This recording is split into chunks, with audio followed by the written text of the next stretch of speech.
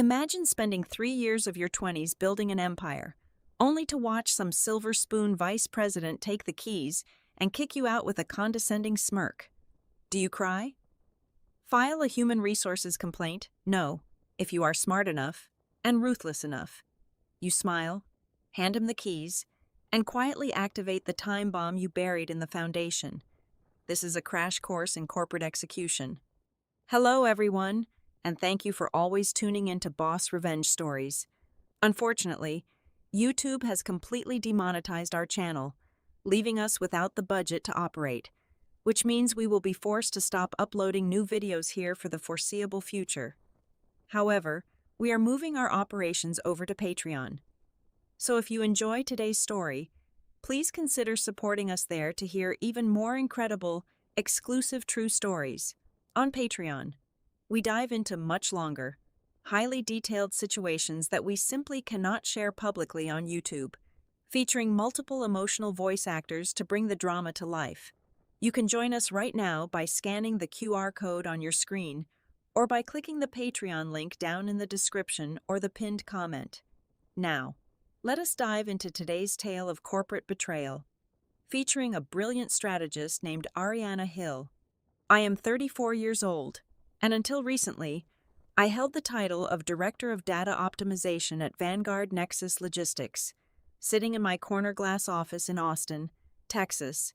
The air conditioning always felt a few degrees too cold, a perfect physical manifestation of the sterile, suffocating corporate culture festering right outside my door. Through the thick glass panes, I watched Carter Vance pacing around the main conference room. Carter was our newly minted vice president. He had not earned that title through long hours, grit, or any measurable intelligence. He earned it because his family pedigree was impeccable, and his uncle played golf with our primary board members every Sunday. Carter was currently delivering a presentation on the company's grand new vision, wearing a bespoke suit that cost more than my entire first year of college tuition, gesturing with the unearned, reckless confidence of a man who had never faced a single real consequence in his entire life. Then, the shock hit me like a physical blow to the chest. I had spent 14 grueling months building an artificial intelligence supply chain prediction algorithm from the ground up. That meant 14 months of sleepless nights, skipping meals, missing every family gathering, and burning my retinas on thousands of lines of code to create something genuinely revolutionary for the logistics industry. I listened through the slightly cracked door as Carter proudly unveiled the absolute centerpiece of his presentation to a room full of nodding investors. He called it the Vance Project. My heart stopped beating for a full second. I watched as he pulled up the familiar, sleek interface I had painstakingly designed, entirely stripping my name from the creator credits. The nausea hit me in heavy, suffocating waves as he casually mentioned how he and the company had successfully filed for the patent that very morning. He had stolen it, my intellectual property, my blood, my sweat, and my tears, cleanly snatched and wrapped up in a neat little corporate package bearing his silver spoon name. I did not scream. I did not storm into that glass room, interrupt his pathetic monologue, and flip the mahogany table. I waited until the applause died down and the investors filed out into the lobby. Then, I cornered our chief executive officer, Marcus, in his private executive suite. Marcus was the kind of weak leader who weaponized corporate jargon to avoid any shred of accountability. When I confronted him about the blatant, unapologetic theft of my algorithm, he leaned back in his leather chair and offered me a tight, sympathetic smile that did not even come close to reaching his eyes. "Ariana, we are a family here at Vanguard Nexus," Marcus said, his voice dripping with practiced condescension. "This is about teamwork and synergy. Carter has the outward-facing charisma we desperately need to secure this next round of funding. The board feels he is the right face for this technology." He paused, slowly adjusting his platinum watch to let the insults sink in. "In fact, we are restructuring your department effectively immediately. We need you to step into a supportive advisory role to help Carter navigate the technical specifics when he pitches to potential partners. You will still be a highly valued, vital part of the Vanguard Nexus journey." It was a demotion disguised as a compliment. They were stealing my life's work and demanding I play the loyal, silent servant to the thief. The rage bubbling deep in my chest was hot and violent, but my analytical mind remained ice cold.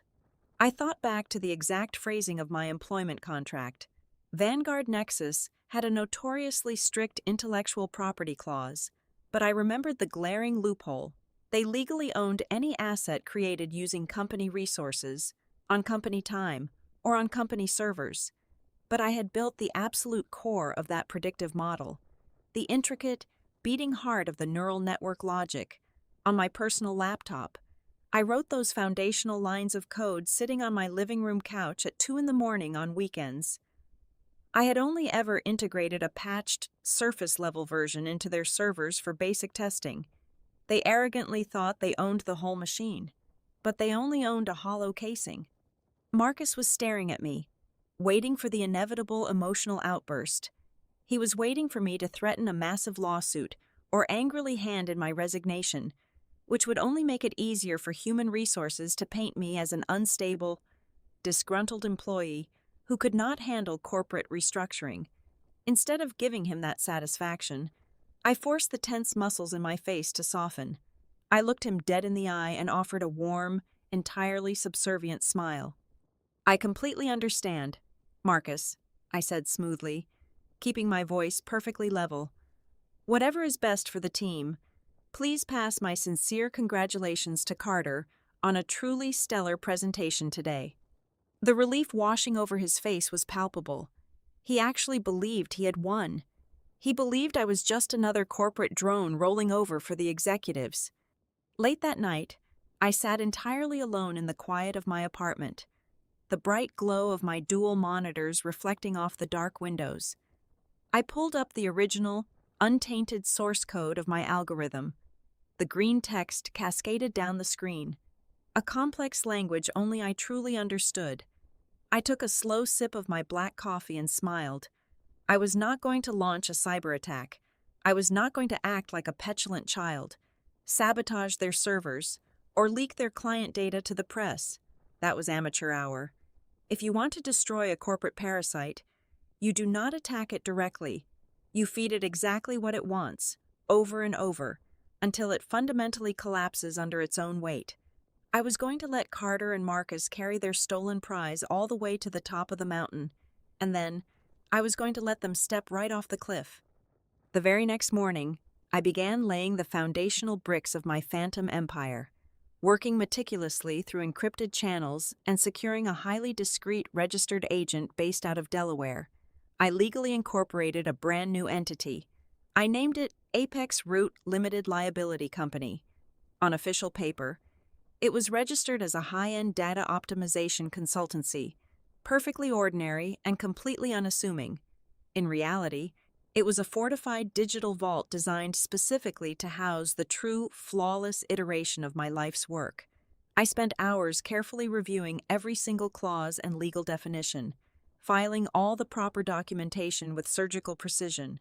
I was ensuring that every single line of intellectual property ownership, every algorithm patent, and every copyright pointed directly and exclusively back to Apex Root. I was not simply building a competitor in the shadows. I was constructing a state-of-the-art lifeboat. I was making sure that when the massive, bloated corporate cruise ship of Vanguard Nexus inevitably struck the iceberg I was planting, I would sail away cleanly into the night. For the next 4 weeks, the corporate theater began. I played the role of the remarkably cooperative, gracefully defeated former director to absolute perfection. I sat in endless soul-crushing handover meetings with Carter Vance, carefully walking him through the intricate user interface of what he now proudly and loudly referred to as his groundbreaking project. I was patient, I was attentive, and I was painfully polite. I handed over the digital keys with a bright, encouraging smile that never once wavered. However, Carter was far too deeply engulfed in his own narcissism and arrogance to realize he was happily receiving a Trojan horse. The algorithm software I had officially installed onto the main production servers of Vanguard Nexus was nothing more than a patched-up beta version. To a casual observer, Or to a technically illiterate vice president who spent more time adjusting his pocket square than reading technical documentation, it looked perfectly functional. It processed standard shipping routes, optimized daily delivery schedules, and generated impressive, colorful analytics charts that the executive board absolutely loved to embed in their weekly presentations. But buried deep within the routing logic, hidden beneath thousands of lines of obfuscated code, was a fatal, mathematical threshold. I had deliberately structured the memory allocation architecture to aggressively loop back on itself if the system was ever forced to process a data load exceeding a specific, massive volume. It was a dormant logic bomb, resting quietly in the dark. Under normal, everyday daily stress, it would hum along beautifully, making Carter look like the genius he pretended to be. But if the software was pushed to handle an enterprise-level, high-stress scenario, the kind of scenario a major corporate client would demand during a live stress test, the architecture would not just freeze, it would catastrophically collapse.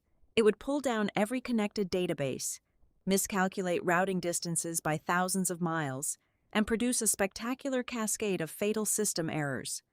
While Carter was busy bragging to the board of directors and booking expensive lunches to celebrate his brilliant software, I was operating entirely in the shadows. I dedicated every single waking second outside of those miserable office hours to completing version 2.0, housed on a private, military-grade encrypted server, humming quietly in the corner of my apartment. This new iteration was an absolute masterpiece of modern engineering.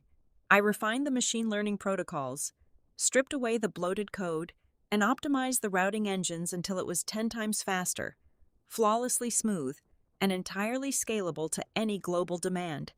Because I was building it completely from scratch, on my own personal time, on my own private hardware, and explicitly under the ironclad legal umbrella of Apex Root Limited Liability Company. Vanguard Nexus had absolute zero legal claim to it. The intellectual property was undeniably mine. It was locked down tight with cryptographic timestamps and digital signatures that would easily hold up under the brutal scrutiny of any federal court. I was sitting at the poker table holding a royal flush, while they were blindly betting their entire company's future on a pair of twos. I still possessed my high-level administrative access to the company mainframe for one final week before the Human Resources Department officially finalized my restructuring and locked my permissions down to a basic user level. I did not use those fleeting credentials to steal proprietary code, delete files, or commit any act of illegal corporate espionage. I did something entirely legal, yet far more dangerous to their bottom line. I quietly combed through the client relationship management database. I meticulously analyzed the complaint logs, the service delay tickets, and the angry email threads. I mapped out exactly which high-profile logistics clients were currently the most frustrated with our stagnant delivery times, the most underserved by Marcus's weak leadership, and the most desperate for a functional, modern alternative. I was building my future customer acquisition list, utilizing their own data to pinpoint exactly who I would rescue first. I was not completely invisible, though. Operating a heist of this magnitude leaves ripples in the water. Elena, the brilliant and perpetually exhausted head of the internal information technology team, noticed the unusual bandwidth spikes routing from my terminal. She was someone who had survived her own share of corporate abuse at the hands of executives like Marcus. She confronted me late one Tuesday evening as I was standing by the break room coffee machine. She looked at me, her eyes tired but sharp, and then looked down at her glowing tablet. "Ariana, the server firewall logs show a lot of heavy analytical lifting coming from your end," Elena whispered, glancing over her shoulder to make sure the hallway was empty. I held my breath, my muscles tensing as I prepared a plausible lie about running final diagnostic checks for Carter. But Elena did not wait for my excuse. She simply tapped her screen twice, permanently deleting the security log right in front of my eyes. "It is a real shame," she continued, her voice perfectly even, looking me dead in the eye, "that I completely forgot to deploy the latest security monitoring patch on your network node this week. I am getting so incredibly forgetful these days. You should wrap up whatever you are doing before Friday." She turned and walked away down the corridor, leaving me standing there with a silent, ironclad ally. She was quietly sweeping away my digital footprints, intentionally leaving the back door wide open, ensuring I remained an untraceable ghost in the machine. With the board perfectly set and the traps fully armed, the final pieces began to move into place exactly as I had predicted. Vanguard Nexus was starving for a massive financial victory to justify their recent leadership changes to the shareholders. Marcus and Carter aggressively pursued a colossal, multi-year logistics contract with Titan Dynamics.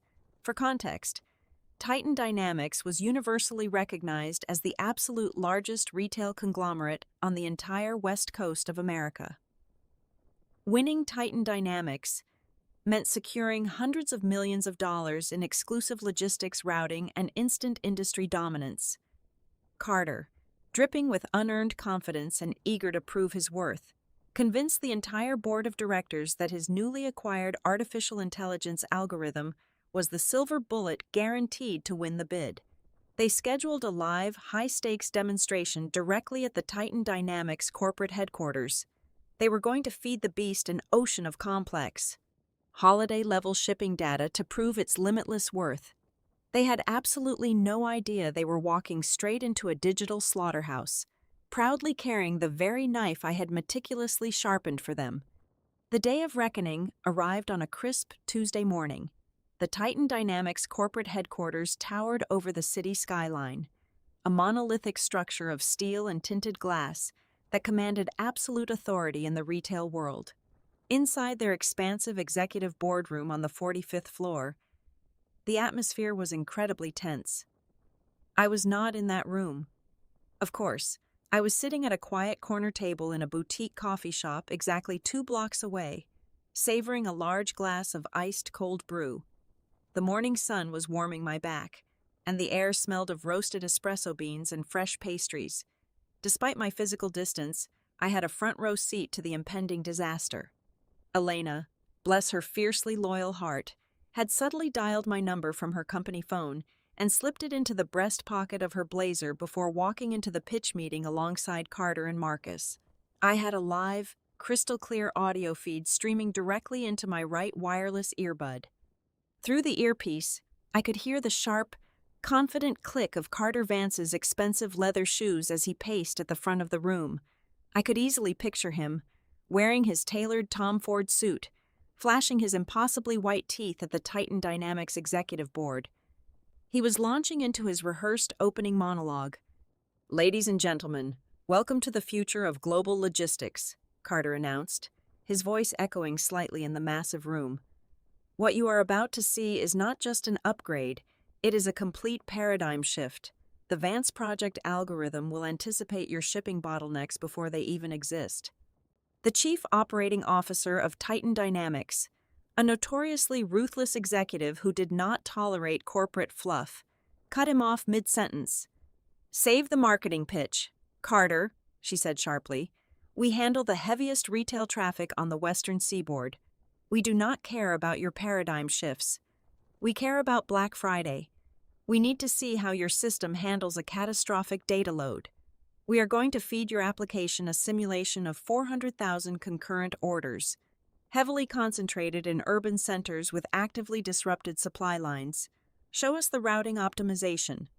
Sitting in the coffee shop, I took a slow sip of my cold brew and smiled. I opened the stopwatch application on my phone and gently tapped the start button. The digital numbers began to count upward. "Absolutely," Carter replied, his voice practically dripping with unearned arrogance. "Our system can process that volume in its sleep, firing up the simulation right now." I heard the rhythmic tapping of a keyboard, then absolute silence. I knew exactly what was happening inside that digital architecture. The moment Carter initiated the massive data dump, the artificial intelligence immediately attempted to parse the complex, overlapping routing variables. For the first 20 seconds, it would look beautiful. The progress bars on the massive boardroom screens would slide forward smoothly, glowing an assuring shade of green. But beneath the surface, the memory allocation loop I had carefully designed was quietly waking up. As the data volume crossed the critical threshold, the logic gates began to violently redirect the processing power back into themselves. It was a digital Ouroboros, a snake aggressively eating its own tail. At exactly 45 seconds on my stopwatch, I heard the first subtle gasp through the earpiece. "Wait, what is happening to the Western Quadrant metrics?" one of the Titan Dynamics executives asked, sounding genuinely confused. I could picture the giant screens vividly. The smooth green lines would be aggressively stuttering, fracturing into jagged spikes of red. The system was now severely miscalculating the fuel consumption ratios and the driver hourly wages. "Just a minor rendering lag," Carter stammered. The smooth confidence in his voice was rapidly evaporating, replaced by a thin, desperate squeak. "It is just processing the final tier of the heavy data load. Nothing to worry about." He was lying, and the machine was about to expose him entirely. The logic bomb reached its absolute peak. The algorithm completely lost its grip on reality. Instead of optimizing the routes, the system began assigning delivery trucks to drive in endless circular patterns across state lines. It exponentially multiplied the projected overtime pay for every single driver in the network. "Carter," the chief operating officer of Titan Dynamics barked, her voice rising in sheer panic and unadulterated anger.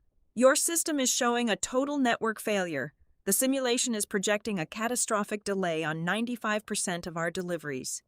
You are generating a simulated operational loss of $40 million for a single weekend." $40 million, Marcus choked out. I could practically hear the color draining from the chief executive officer's face. Total chaos erupted in the boardroom. The audio feed became a cacophony of shouting executives and frantic, heavy breathing from Carter. I heard the violent, desperate clacking of the keyboard as Carter mashed his fingers against the keys, trying to force the frozen application to respond. He was completely out of his depth, a child trying to fly a commercial airliner by pressing random buttons.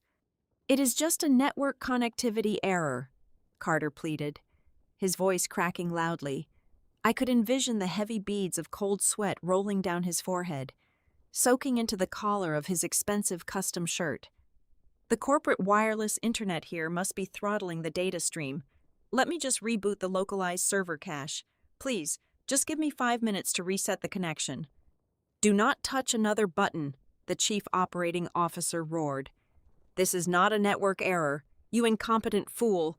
Your core routing logic is fundamentally broken. It is a complete disaster. If we had deployed this absolute garbage during our holiday rush, it would have bankrupted our entire seasonal operation in under 48 hours. Marcus tried to intervene, his voice trembling as he attempted to salvage the unsalvageable situation. "Please, let us not be hasty. Vanguard Nexus is fully committed to refining this product. We can have our engineering team patch this immediately." "Get out," the Titan Dynamics executive demanded, her tone dropping to a lethal, unforgiving whisper. "Pack up your failing laptop and get out of my building. Vanguard Nexus is officially disqualified from this bidding process. You have completely wasted our time, and your product is a profound embarrassment to the logistics industry." I paused my stopwatch. 3 minutes and 14 seconds. That was exactly how long it took to completely incinerate a multi-million-dollar corporate illusion. The satisfaction washing over me was indescribable. It was better than any promotion, better than any bonus check. It was the pure, unadulterated taste of perfect justice. I calmly finished the last drop of my cold brew, stood up, and smoothed out the wrinkles in my sleek, charcoal gray suit. I picked up my leather briefcase, stepped out of the coffee shop, and began the short 2-block walk toward the towering glass building. Back in the boardroom, the audio feed was filled with the pathetic sounds of Carter and Marcus frantically packing away their equipment in heavy, humiliating silence. They were being unceremoniously thrown out onto the street, but before they could even reach the heavy glass doors to make their walk of shame, the sharp click of the boardroom door opening echoed through the microphone. "Excuse me, directors," a calm, professional voice announced. I recognized it immediately as the executive assistant to the Titan Dynamics leadership team. "I apologize for the interruption, but your backup appointment has arrived. The independent data optimization consultant you scheduled 4 weeks ago is waiting in the lobby. She says she has a fully operational alternative solution ready to present. I pushed open the heavy mahogany doors of the boardroom. The air inside was thick with the scent of ozone from the overheated servers and the pungent smell of corporate desperation. Marcus and Carter were standing frozen in the far corner, their briefcases clutched in their sweaty hands. When they saw me walk into the room, all the remaining blood drained from their faces. Carter looked like he had just seen a ghost, his mouth hanging slightly open, his expensive suit looking suddenly very loose on his shoulders. I did not even offer them a nod. I completely ignored their existence, walking with measured, confident steps straight to the head of the massive conference table. "Good morning," I said smoothly, addressing the chief operating officer whose face was still flushed red with anger from the previous disaster. "My name is Ariana Hill. I am the founder and lead architect of Apex Root Limited Liability Company. I understand you are looking for a logistics solution that does not just simulate stability, but actually delivers it under absolute maximum pressure." The chief operating officer looked at me, then glanced over at the trembling duo in the corner, piecing together that there was a history here. But she was a businesswoman first. She gestured to the main projector cable. "You have exactly 5 minutes to impress me. Miss Hill, we have already had our time severely wasted today."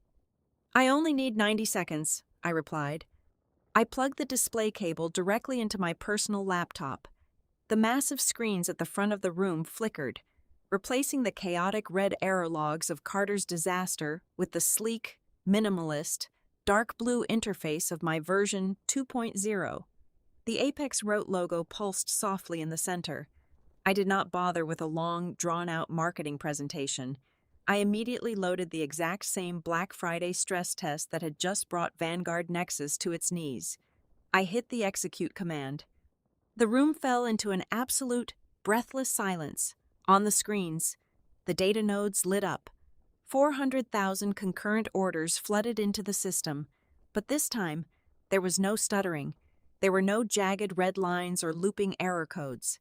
The algorithm absorbed the massive data ocean flawlessly, slicing through the complex routing variables with the sharp, ruthless precision of a surgical scalpel. The progress bars glided forward, smooth and unbroken. At exactly 1 minute and 30 seconds, the system chimed a soft, pleasant tone of completion.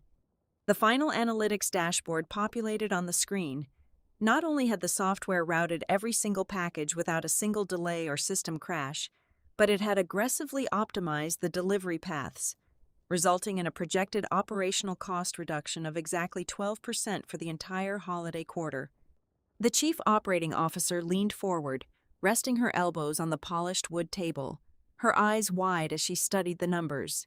The anger had completely vanished from her expression, replaced by sheer, unadulterated awe. "This is incredible," she breathed out. "The processing architecture is vastly superior, but the core interface, the basic layout, it looks vaguely similar to the absolute garbage we were just presented. What exactly is the difference between your software and theirs?" This was it, the fatal blow.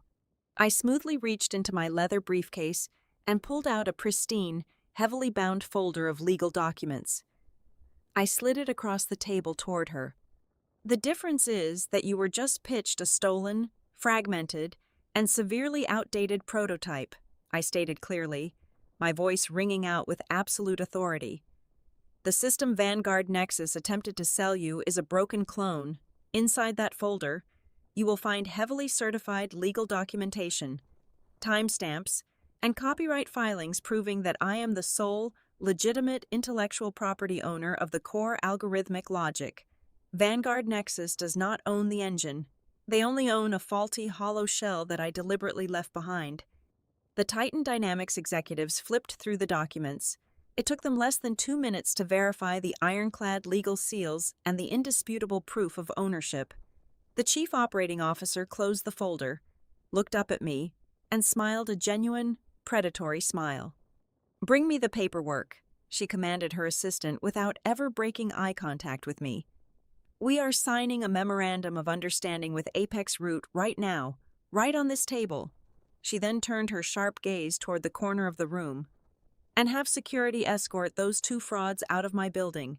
Vanguard Nexus is permanently blacklisted from ever bidding on a Titan Dynamics contract again." That was the breaking point. The quiet humiliation shattered, and Carter completely lost his mind. He lunged forward, his face twisted in ugly, unrestrained rage, pointing a shaking finger directly at my face. "You cannot do this," Carter screamed, his voice cracking violently, echoing off the glass walls. "That is company property. I patented it. I will drag you through federal court. I will sue you for everything you are worth for stealing corporate assets." I did not flinch. I slowly closed my laptop, the quiet click echoing loudly against his hysterical shouting. I turned to look at him for the first time since entering the building. I let a slow, cold smile spread across my face. "You cannot steal something that you personally signed off as digital garbage last month." "Carter," I replied, my voice dropping to a calm, icy whisper that cut through his screaming like a blade. "I recommend you check your inbox. And then, I highly recommend you call your lawyers." The corporate world is a remarkably small, incredibly vicious ecosystem. The news of the absolute bloodbath at Titan Dynamics did not just leak. It erupted like a wildfire across the industry networks. Executives talk, board members gossip over expensive, shadowy dinners. Within exactly 3 days of that disastrous boardroom presentation, the dominoes began to violently fall. 4 of Vanguard Nexus's most lucrative legacy clients simultaneously invoked the emergency exit clauses heavily buried in their contracts, citing a sudden, catastrophic loss of confidence in the company's technological infrastructure. Vanguard Nexus was rapidly hemorrhaging capital by the hour, bleeding out entirely on the cold, polished floor of the public market. Their immediate, predictable response was to violently lash out like a wounded animal. On a Thursday afternoon, a private courier aggressively knocked on my apartment door and handed me a thick, intimidating manila envelope. It was a formal cease and desist order drafted by a team of highly paid, vicious corporate litigators. The heavy document was dripping with threatening legal jargon. They boldly accused me of corporate espionage, severe breach of fiduciary duty, and intellectual property theft, demanding millions of dollars in immediate restitution. They fully expected me to panic, to drain my entire life savings hiring a defense attorney, and to beg for a quiet, submissive settlement. They fundamentally misunderstood the board game we were currently playing. I did not even bother picking up my phone to call a lawyer. Instead, I calmly sat down at my kitchen island, opened my personal email archive, and drafted a highly anticipated reply to the lead partner of their prestigious legal firm. I attached a single, isolated document. It was a forwarded internal email from exactly 1 month prior. During the specific week they were officially structuring my humiliating demotion, Carter had been incredibly eager to establish his absolute dominance over me. I had casually emailed him a brief summary of the side projects I had built on my personal laptop over the weekends, politely asking if the company had any interest in officially integrating them before I wiped the drive. Carter, heavily drunk on his newly acquired power and desperate to dismiss my technical worth, had quickly replied from his official executive account. His exact, legally binding words were sitting right there in stark, plain text. "Ariana, the personal algorithms you are tinkering with at home hold absolutely no commercial value to this enterprise, and Vanguard Nexus completely refuses any association or liability regarding those amateur side projects. Stick to the support role you were assigned." With a single, satisfying click, I hit send. That solitary email instantly transformed their menacing, multi-million-dollar lawsuit into an absolute legal farce. I was not stealing valuable company property. I was simply taking out the digital trash they had explicitly and formally rejected in writing. Less than 2 hours after I forwarded that damning message, I received a frantic, heavily backpedaled response from the lead attorney. They formally and completely withdrew the cease and desist order, absolutely terrified that I would aggressively countersue them for targeted defamation, malicious prosecution, and corporate extortion. The massive legal threat entirely dissolved into thin air. Back at the Vanguard Nexus headquarters, the sheer panic must have been deafening. The board of directors, facing an unprecedented financial catastrophe and a total collapse of their public stock valuation, desperately needed a sacrificial lamb to appease the furious, bloodthirsty shareholders. They turned their predatory gaze directly toward their former golden boy, without a single shred of loyalty, hesitation, or public relations maneuvering. They unceremoniously fired Carter Vance. There was no golden parachute, no polite press release about him stepping down to pursue other personal interests. He was brutally stripped of his vice president title, permanently locked out of his executive email accounts, and physically escorted out of the building by private security before lunchtime. The very system that had elevated him on a pedestal of pure nepotism had ruthlessly devoured him the very second he became a financial liability. But throwing Carter to the wolves was not nearly enough to stop the heavy bleeding. They desperately needed the cure, and they knew exactly who held the only working dose in town. Late Friday evening, my cell phone vibrated loudly on the counter. The caller identification displayed a familiar name. I let it ring 4 times before slowly pressing the accept button. "Ariana," Marcus said. His voice was completely unrecognizable. The slick, practiced, condescending tone of the untouchable chief executive officer was entirely stripped away. He sounded hollow, deeply exhausted, and utterly desperate. "Please do not hang up." I said absolutely nothing, purposely letting the crushing, heavy weight of the silence slowly suffocate him through the receiver. "We made a colossal, unforgivable mistake," Marcus pleaded, his voice trembling slightly under the pressure. He was practically begging, lowering his massive executive pride completely to the floor. "We misjudged the situation entirely. Vanguard Nexus desperately needs you. I need you. I am officially requesting a sit-down meeting. I want to discuss negotiating the immediate, full acquisition of Apex Root. We are willing to pay a massive premium price. Just name your absolute number, Ariana, please." I agreed to meet Marcus the following Monday morning at the exact same boutique coffee shop where I had peacefully sipped cold brew while watching his entire empire burn to the ground. I intentionally arrived 10 minutes early and claimed the same corner table. I did not wear a tailored power suit or bother with intimidating corporate armor. I wore a simple cashmere sweater and jeans, radiating the quiet, absolute confidence of someone who had absolutely nothing left to lose and possessed absolutely everything in the palm of her hand. Marcus walked through the glass door precisely at 9 o'clock, and the sight of him was genuinely pathetic. The arrogant, perfectly polished chief executive officer was completely gone. His eyes were heavily bloodshot, ringed with deep, dark circles of exhaustion. His tie was slightly crooked, and his hands visibly trembled as he pulled out the chair across from me. He did not bother ordering a drink. He immediately unclasped his expensive leather briefcase and pulled out a thick, heavily embossed contract, sliding it across the polished wooden table along with a heavy gold pen. $5 million. Ariana, Marcus said, his voice a hoarse, desperate whisper. That is the immediate acquisition price for Apex Root. Plus, we are offering you the position of Chief Technology Officer, full creative control, a corner office on the executive floor, stock options, and unrestricted access to the board of directors. Whatever you want, it is yours. We can fix this together. We can rebuild the trust with Titan Dynamics if you just come back. He truly believed that enough money could blindly purchase loyalty. He believed that every single person had a strict financial price tag, and that all the disrespect, the toxic manipulation, and the blatant theft of my life's work could be instantly erased by a massive bank transfer. I looked down at the shiny gold pen resting on top of the $5 million contract. I did not reach out to touch it. I leaned back in my chair, folding my hands softly in my lap, and looked him directly in his bloodshot eyes. "You fundamentally misunderstand the situation, Marcus," I said, my voice completely calm and devoid of any lingering anger. "I am not here to negotiate. I am here as a courtesy, to look you in the eye and explain exactly why Vanguard Nexus has absolutely zero value to me. I do not want to acquire your failing infrastructure, and I certainly do not want to partner with a dying company.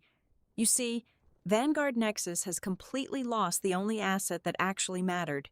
You lost your people." "What are you talking about?" Marcus stammered, his brow furrowing in deep confusion. "We have the capital. We have the market share." Right at that exact second, Marcus's cell phone, resting face up on the table, began to violently vibrate, the screen illuminated with a frantic text message from the Human Resources Department. Then, another message popped up. Then an urgent email notification. Then another. The phone began buzzing continuously, an unrelenting stream of digital panic. Marcus picked up the device, his eyes darting frantically across the glowing screen. I watched the remaining color drain completely from his face as absolute, suffocating terror set in. At exactly 9 o'clock this morning, Elena, the brilliant head of Internal Information Technology, alongside all 12 of the core back-end engineers who had silently endured years of brutal exploitation, unpaid overtime, and executive abuse, had simultaneously submitted their formal letters of immediate resignation. Marcus looked up at me, his mouth opening and closing, unable to form a single coherent word. He was watching his entire company bleed to death right in front of him. I reached into my pocket, pulled out a crisp, minimalist business card with the dark blue Apex Root logo, and gently slid it across the table until it rested perfectly on top of his useless $5 million contract. Every single one of those exceptionally talented engineers signed a permanent employment contract with Apex Root late last night, I explained softly, delivering the final, lethal blow. They are now working for a company that pays them the substantial salary they actually deserve and treats them with the fundamental respect you were entirely incapable of providing. I did not just take your most valuable software, Marcus. I took the absolute lifeblood of your entire operation. I stood up from the table, leaving Marcus slumped forward, his head buried in his hands amidst a pile of worthless legal documents and a phone that would not stop vibrating with bad news. I walked out of the coffee shop, pushing open the glass door and stepping out into the bright, brilliant morning sunlight of Austin. The fallout was swift and absolute. Vanguard Nexus officially filed for bankruptcy exactly 2 months later, completely unable to fulfill their remaining contracts or rebuild their shattered technical infrastructure. As for me, I was standing in a massive sunlit commercial space, popping a vintage bottle of champagne with Elena and my phenomenal new team to celebrate the grand opening of our second office location.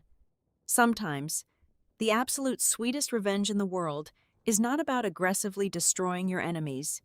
It is simply about removing yourself from the equation, taking your brilliance with you, and calmly proving that without you, they are absolutely, unequivocally, nothing at all. Thank you so much to everyone tuning in and listening to today's story. I would absolutely love to know where in the world you are listening from, so please let me know down in the comments. If you found today's journey of corporate justice satisfying, I have an important reminder, because our channel has been entirely demonetized. We will unfortunately not be uploading any new videos here in the near future. We are officially moving our operations over to Patreon.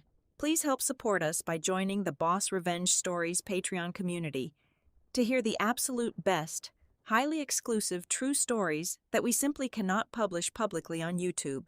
You can easily join us right now by scanning the Patreon QR code visible on your screen, or by clicking the link provided in the video description or the pinned comment below. Thank you for your endless support.